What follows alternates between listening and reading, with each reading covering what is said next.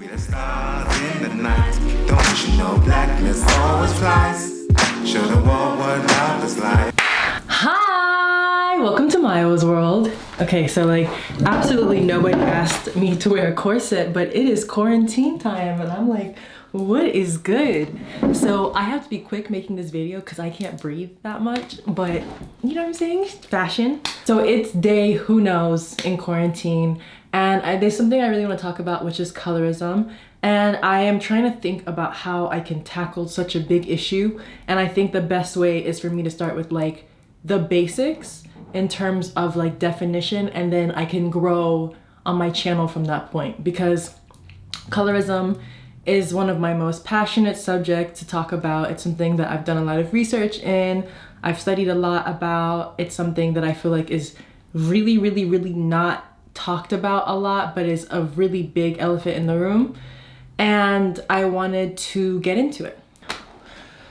Ooh, child, I cannot breathe with this corset on. I'm sorry, you guys. I am gonna have to like loosen the straps on this one.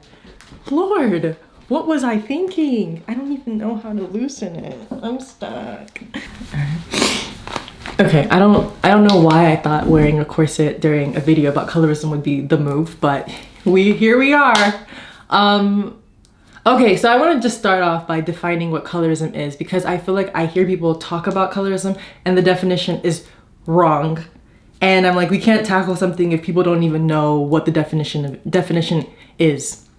So, simply put, colorism is the discrimination against darker skinned people, right? Dark skinned people. Okay, and it usually happens within different communities. Like there's colorism within literally every race that has darker people, then colorism is existing. The reason I say that people are using the wrong definition is because I feel like people think colorism is a two-way street.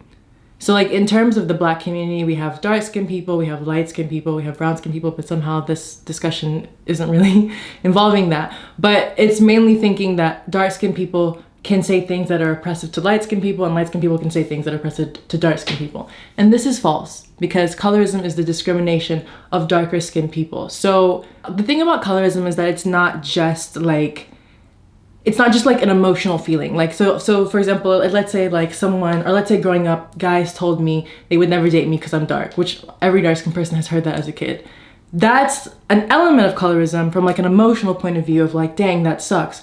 But colorism isn't just like an emotional feeling. Colorism is like structural. And I think it's really important that when we talk about discrimination, we talk about it from a structural level and not so much in the emotional ones, because we get caught up in emotional stuff.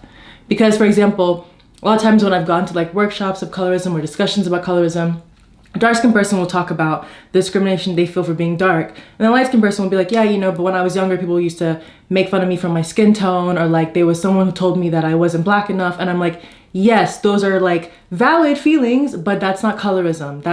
That is your emotional response. You are not being systematically discriminated against because of your skin tone. And like that is really important to focus on, because darker skinned people are not only having longer sentences in jail, but also like the media representation of things that are bad, things that are evil, things that are primitive is often and primarily just using dark skinned people. There's a certain kind of visual that comes when you see dark skin, and that's the thing that I really want to dissect. It's really important for us to realize that colorism is very gendered as well. Like it definitely affects Black men, but like for me, I'm talking mainly from like a Black femme, Black woman perspective. So when we're talking about gendered things, how darker skinned women or femmes are perceived is very different than how darker skinned men is perceived. Because dark skin in society is seen as a more masculine trait. It's seen as a more primitive trait. It's seen as it's a closer to being African. And the concept of what African means, so like I think looking more African, looking less like you have other races in you, is a very different experience and perspective than to look like you are closer to Western or white features. So I think everything's about relativity to whiteness, especially when we're talking about colorism, because it is literally formed from relativity to whiteness.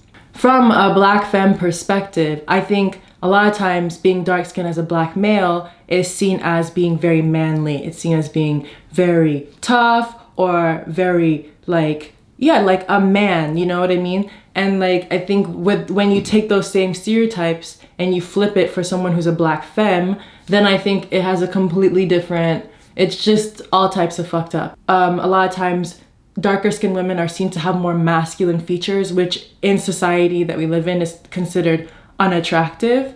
And I feel like lighter skinned people are seen as having softer features. They're seen as having more, you know what I'm saying? That's why like I think there's even stereotypes where someone's like, like Drake's real light skin, or Drake has that one lyric where he was like, I'm light skinned but I'm still a dark nigga, or whatever he says in that line, which is implying that even though he's light skinned, he still is tough.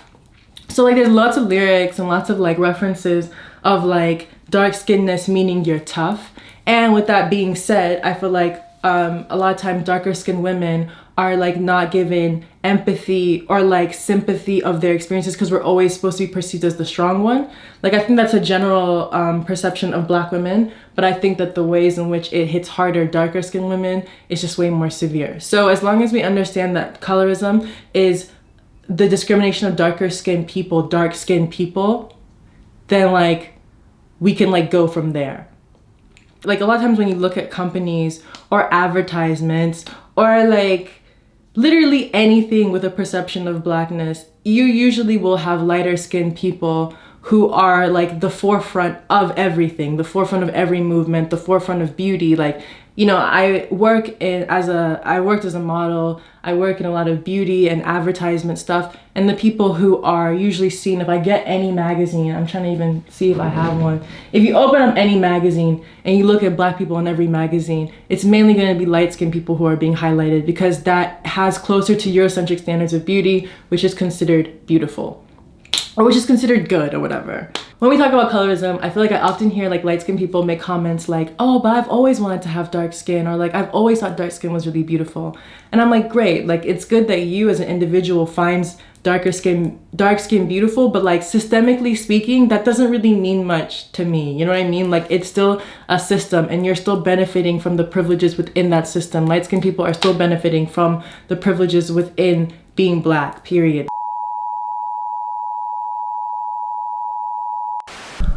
Okay, so the craziest thing happened, you guys. I filmed this YouTube video that I was like super confident, really excited about. I check the footage and half of it did not record. I you know what I'm saying, I was sad, had a little bit of a breakdown. Like an hour went by, I got my laptop, I went outside to go lay down to calm down. And I realized that my laptop had been recording me the whole time because apparently I had left on like my camera, so it recorded like an hour of me. So I actually have footage of me filming the YouTube video, which is wild that my computer was like facing me. It's a weird angle, but it was still facing me and you can still see me. The only thing that's kind of awkward is that it's a side shot and you can see how like freaking messy my countertop is, but that's real. And I just kind of feel like the fact that it recorded everything is a sign, because what are the chances that like my camera will turn off and my laptop will capture it without me even knowing? Like low-key, I think that also means that my FBI agents are definitely watching what the fuck I'm doing, because like I don't really remember turning on the camera like that, but they got a good show, you know? So I'm gonna put now the footage from my camera. I hope that's okay, but artistry is like making what you can with what you've had, and like to record it again with the same passion would just have felt so fake. So I hope y'all like it. Like I think that people really need to understand privilege on all spectrums. Like you can exist in privilege and still have a hard life. But everyone needs to know in what ways they exist in privilege. Like, I'm a black woman, yeah, I'm a dark-skinned woman, but I'm still thin and able-bodied. My experience is going to be a more privileged experience than someone who is facing a lot of fat phobia on a day-to-day basis and someone who also is not able-bodied. So, you know what I'm saying? Like, it doesn't mean my life is, like, not hard. It doesn't mean it disregards everything I've been through, but it's important to know where you stand. So I'm just like, if we talking about colorism, you telling me that you find my complexion pretty or you find dark-skinned people pretty doesn't actually change anything systemically. It's just an individual speaking on an individual basis.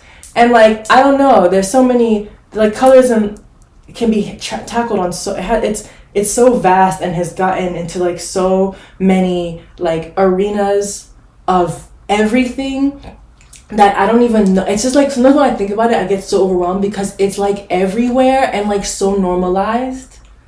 Like, I feel like it's really important for me when I meet somebody who is light skinned for them to show me that they are acknowledging the privileges that they do have.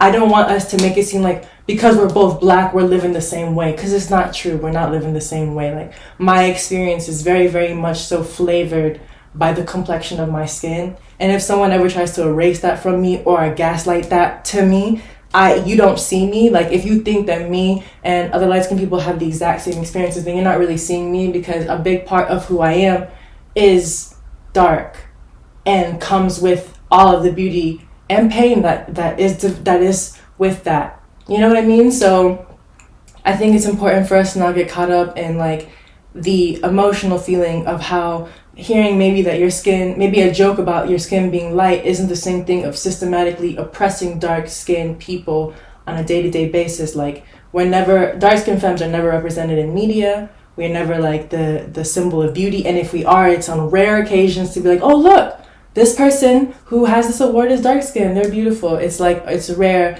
We're getting more sentences in prison. Like, I would be even more interested in people doing research about even in like top, what is it, something 500?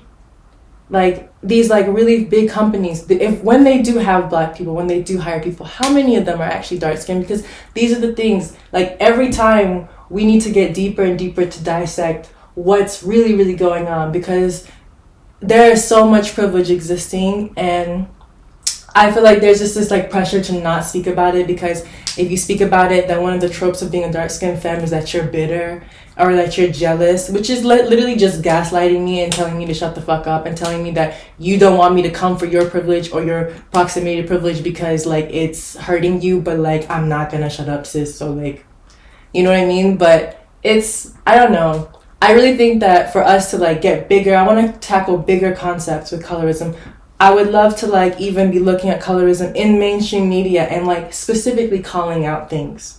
Like, why are all of like the pop stars that we genuinely love, that for the past 30 years, why have they mainly 99% all been light skinned? Like, what does that say? Like, you know what I mean? Like, I would love to get like into the nitty gritty, like, but we can't get there if we think colorism is a two-way street. Colorism, just like racism, isn't a two-way street. Racism is systemic. So when you understand structures, when you understand power dynamics, when you understand what it means to be dark-skinned and to, like, a lot of times, and a lot of, like, I have had access to a lot of privileged spaces. A lot of times, if I'm in a lot of POC spaces, I'm the only dark-skinned person. Like, no one's dark-skinned, everyone's light-skinned. Like, even within, like, POC movements, even within, like, activist spaces, like, why am I a minority? Like, I'm not a minority in actuality. Like, but a lot of times being dark-skinned makes you feel like you are a minority because there's so little representation of you in leadership, in beauty, in, like, politics. You know what I mean? So, and dark-skinned femmes. Like, it's important for me to say, because I'm not talking about, like, dark-skinned men have, like, a whole different everything. Like, I only want to speak for things I know. So, like, I've talked to a lot of dark-skinned women, and, like, that's the kind of research that I've done on, but I want to talk more about this because, I don't know, I think one of my biggest fears is, like, I don't know, you know, I've always had a fear, like, if I ever get a biopic done and someone, like, puts somebody who's, like, lighter skin to play me, like, that would really hurt my feelings, because, like, it's really important that people understand that my dark skinness, like, I think so much of my, like, literally my vision on life is created from being dark skinned. Like, I feel so influenced by that, and I don't want that erased, and I see a lot of erasure of dark skinnedness in history. You know, we're not even gonna get into Nina Simone. We're not even gonna get to that Nina Simone documentary because that was rude. We're not gonna act as if this has not happened before, where we just like take away someone's complexion when that is like a huge part of why they are how they are, you know? So that's my little feisty video I have today. I'm not sure how y'all gonna respond to it. You know what I'm saying? If y'all gonna write some fuck shit, I just ask that you really, really think about your privilege as you're writing it. Like, if you're triggered and you feel like this is hurting your feelings, I want you to really ask yourself if it is me hurting your feelings, or if it's the fact that maybe you're being aware of an existence that you weren't really looking for because your privilege blindsided you from it. Ooh, that was... All right, you guys. Thank you so much. Have a good day. Cheers!